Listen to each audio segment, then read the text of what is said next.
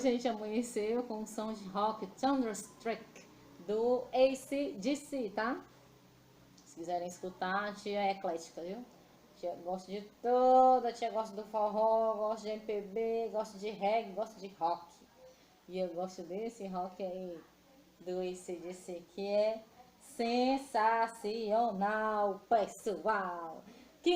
No quinto ano, meus amores! Hoje é a nossa aula de história, tá? Das páginas 293 a 302. Depois a gente pula para 305 e 307, beleza? Vamos lá. A mão de ofra. Não, a mão de obra africana, certo? Vamos lá. Com o aumento da produção de cana-de-açúcar no Brasil, os colonos precisavam de mais mão de obra. Os portugueses passaram então a trazer pessoas da África para trabalhar como escravizados, certo? Desse modo, o tráfico de escravizados, perdão, pessoal. Desse modo, o tráfico de escravizados tornou-se um grande negócio para a coroa portuguesa, que lucrava com impostos desse comércio. Os africanos eram trazidos em navios em espaços muito pequenos e sem as mínimas condições de higiene. Muitos deles não sobreviviam às condições degradantes às quais eram submetidos. Quando chegavam ao Brasil, os africanos eram muitas vezes separados de seus familiares para que fossem vendidos nos mercados de escravizados, certo? Então, o que foi a escravidão, pessoal? Foi um momento, foi mais de 300 anos de escravidão aqui no nosso país, certo? E o Ceará, gente, curiosidade para vocês, foi o primeiro estado a libertar os escravos, tá? Lá na cidade de Redenção, por isso o nome de Redenção, viu, pessoal? Né? Lá em Redenção tem o Museu do Escravo. Quando isso tudo melhorar, tudo passar, convido vocês, quem puder e quem quiser, visitar lá o Museu do Escravo, que é formidável, é sensacional, certo? Então, a escravidão foi uma prática adotada por diversos povos ao longo da história. Cerca de 2.500 anos atrás, por exemplo, os gregos e os romanos mantinham escravizados que realizavam a maior parte dos trabalhos, tanto no campo quanto nas cidades. Embora em menor quantidade, as sociedades africanas tradicionais também havia a utilização do trabalho escravo, formando geralmente por pessoas aprisionadas em guerras. Nessas sociedades, as condições de vida das pessoas escravizadas podiam ser parecidas com as condições das pessoas livres. Após o século XV, os europeus passaram a comprar africanos para vendê-los como escravizados na América. Desse modo, os europeus escravizaram milhões de pessoas, retirando delas sua condição humana e sua dignidade. Além do sofrimento causado a tantas pessoas, o comércio de escravizados causou inúmeras mortes e a destruição de muitas sociedades africanas. Vamos para 294, que a gente tem já uma atividade aqui. Analise as imagens abaixo e faça as atividades que seguem. Então, nós temos aqui imagem A, B, C e D, que vocês irão observar, ok? Então, qual é o tema principal desse conjunto de imagens, pessoal? A escravização de africanos, certo?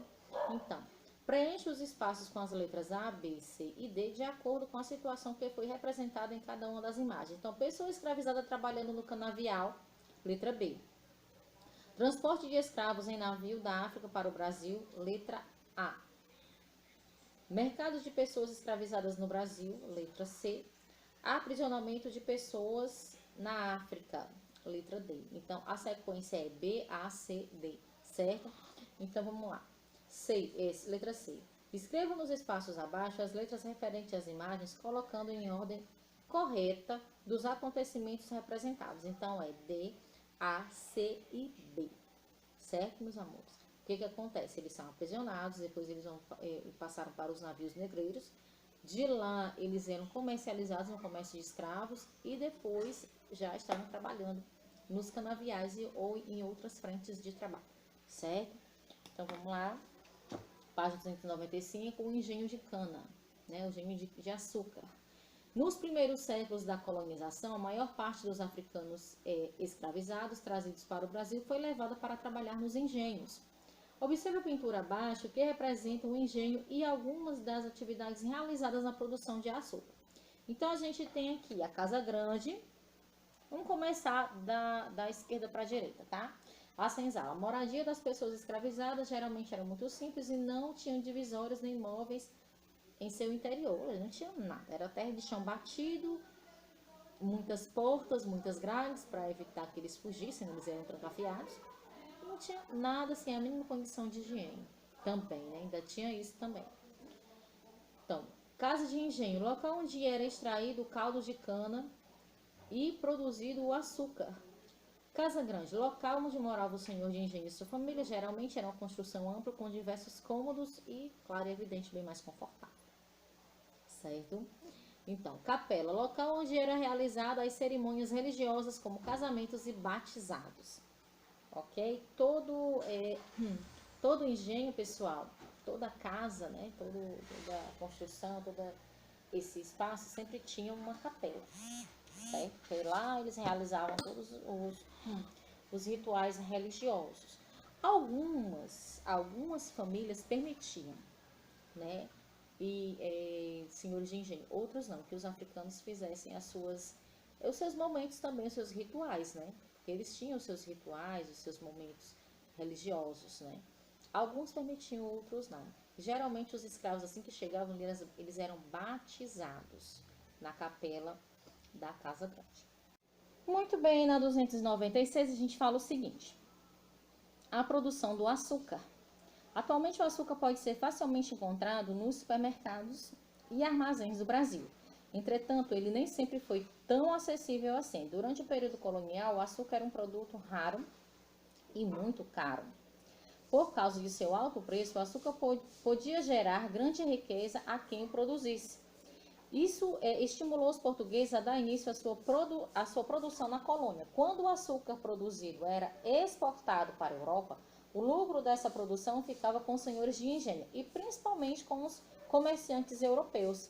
Além disso, diversos impostos eram cobrados sobre a produção e a comercialização desse produto, enriquecendo a coroa portuguesa. Sempre, né? Sempre enriquecendo os outros países e o nosso sempre, ó, a ladeira abaixo. Desde sempre, viu, pessoal? Isso daí. O trabalho dos engenhos. A produção do açúcar envolvia muitas pessoas. A maior parte do trabalho era realizado por escravizados. Nos períodos de colheita de cana-de-açúcar, eles trabalhavam até 18 horas por dia. Além da longa jornada de trabalho, eles estavam sujeitos a castigos e maus tratos. Também havia trabalhadores escravizados que realizavam serviços domésticos na casa grande, por exemplo. Eles trabalhavam na limpeza e na preparação de alimentos e cuidavam dos filhos do senhor de engenho, como tem nessa imagem aqui, tá? Essa imagem aqui retrata bem isso. Página 297, tá? Já atividades, 297. Leia um texto que trata da condição dos escravizados no Brasil. O fato é que, para o proprietário dos escravos, eram vistos antes como propriedade do que como seres humanos. Dessa forma, não reconheciam na coroa portuguesa autoridade para limitar aquilo que considerava seus direitos. Propriedade absoluta sobre o escravo, condição de vendê-lo, trocá-lo ou até libertá-lo, e principalmente de puni-lo até a morte se não estivesse rendendo tudo aquilo que dele era esperado. Ou seja, os escravos, além de não tinham uma boa alimentação, eram maltratados, e se não rendesse, não produzisse o que era esperado dele, porque eram tratados como animais, não eram vistos como gente. Diziam, inclusive, que escravo não tinha alma, morria, se morresse, pronto, acabou ali, nem alma tinha, não tinha coração, não tinha nada, era ruim, né? Enfim, gente, assim, coisas assim, se a gente for pesquisar, quando se pesquisar a fundo, são coisas assim absurdas, que se via, que a história conta sobre a vida dos africanos, dos escravos aqui no Brasil, certo? Então, marque um X na frase que apresenta as informações corretas. Então, os proprietários consideravam as pessoas escravizadas mais como sua propriedade do que como seres humanos. É o que vocês vão marcar. Que direitos os senhores de escravos consideravam ter sobre as pessoas escravizadas? Consideravam que tinham propriedade absoluta sobre as pessoas escravizadas, podendo vendê-las, trocá-las, libertá-las e puni-las até a morte. Certo? Está no texto e eu fiz um comentário a respeito e acabei de dar a resposta para vocês. Então, qual a sua opinião sobre a maneira como os senhores de escravos tratavam as pessoas escravizadas? Você acha justo manter uma pessoa na condição de escravizados? O que vocês acham, pessoal? página 298, a gente diz o seguinte: a sociedade colonial. No período colonial, as famílias eram patriarcais, ou seja, todos os membros haviam de obedecer à autoridade máxima representada por uma figura masculina. Nessa época, as mulheres não tinham liberdade para fazer suas próprias escolhas. Hoje, né? Ai, gente, mudou muita coisa, mas ao mesmo tempo precisa mudar mais, né? Relacionado às mulheres, a nós, mulheres. A educação de meninas e meninas era diferente. As meninas eram educadas para casar, ser mães e cuidar da casa, enquanto os meninos eram educados para trabalhar fora e realizar todo tipo de atividade. Além da estrutura patriarcal, a sociedade colonial foi marcada pela economia agrícola, que enriqueceu grandes proprietários rurais e os colocou em cargos de comando na administração do Brasil. Certo? Trabalhadores livres. Embora fosse minoria, também havia trabalhadores livres nos engenhos. A maior parte desses trabalhadores era pobre e tinha pouco poder nessa sociedade, porém vivia em melhores condições do que os escravos, né? Era comum que trabalhassem na lavoura, no corte da lenha, no transporte de açúcar ou como carpinteiros. As mulheres pobres auxiliavam seus familiares na lavoura e cuidavam dos serviços domésticos.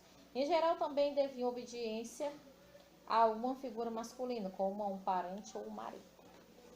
Tá? 299. A resistência à escravidão.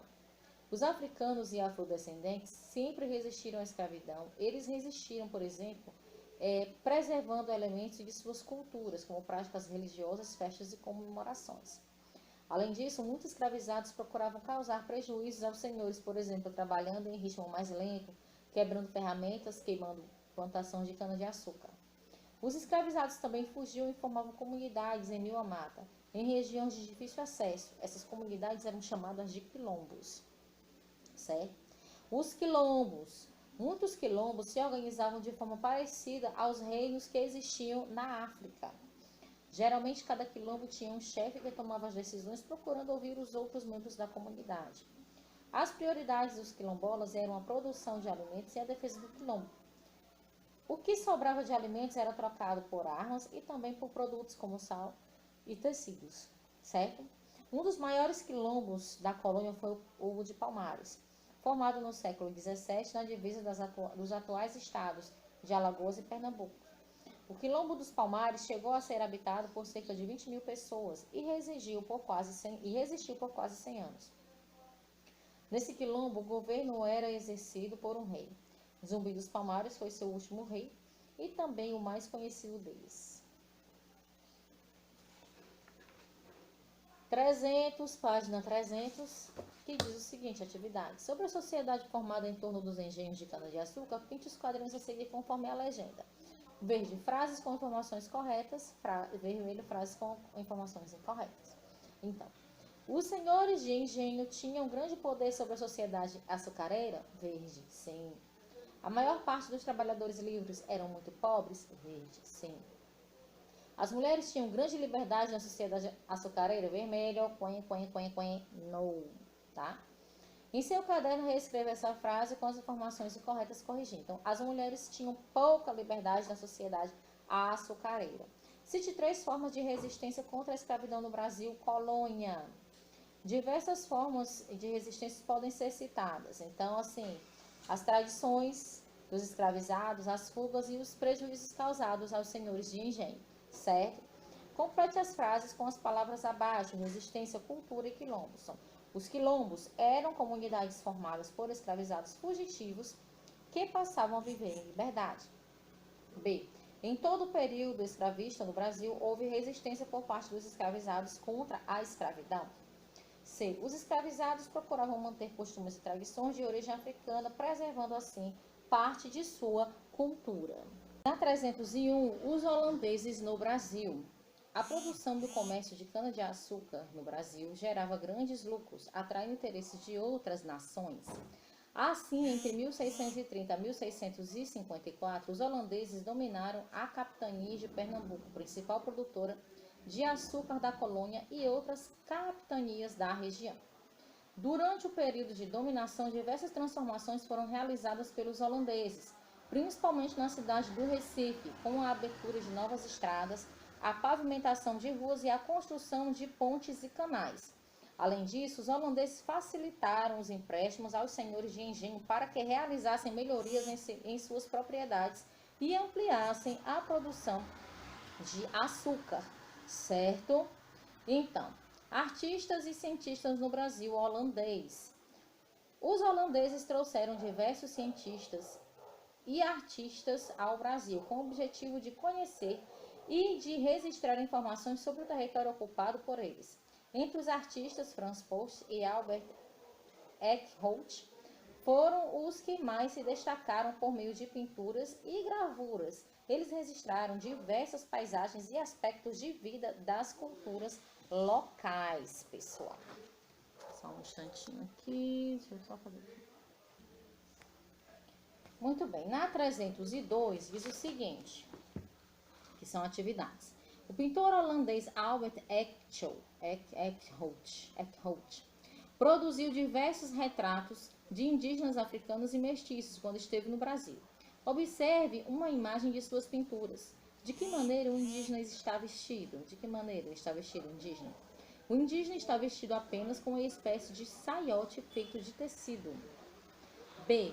Marque com X a alternativa que apresenta os objetos carregados pelo indígena que pertence à sua cultura original. O que ele está aqui? Arco e flecha, né, pessoal?